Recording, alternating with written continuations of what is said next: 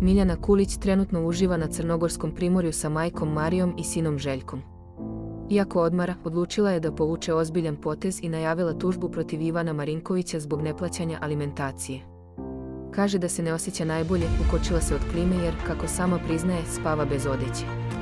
Dodaje da nikako ne može da se probudi pre 13 časova, dok se mama i mali Željko bude već u 8. Miljana i Željko provode sve vreme zajedno. Igraju se, kupaju, a mališana je čak jedan tata sa plaže učio da pliva, jer njegov otac Ivan još nije došao. Miljana je besna jer Ivan nije ispunio obećanje koje je dao detetu.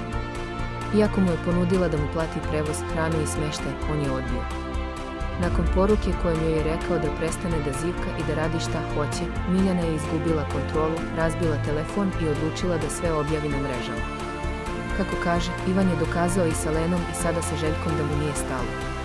Više mu znači da pije po kraju nego da bude sa sinom. Poručuje da bi volela da Željko ima oca, ali da će s vremenom sve postati nebitno. Kada poraste, sve će mu ispričati. Ističe i da Ivan nikada nije platio nijednu alimentaciju. Kaže da nije htjela da ga upiše kao oca jer nije došao ni u porodilište, ali da će sada to uraditi, pa neka plaća kao što plaća Lena. Dodaje i da je Ivan hteo treće dete sa Aleksandrom iz Bujanovca, a nije sposoban da brine ni o sebi. Miljana je odlučna. Više neće zvati i neće moliti. Pravda za Željka dolazi kroz sud. Alimentacija mora da se plati.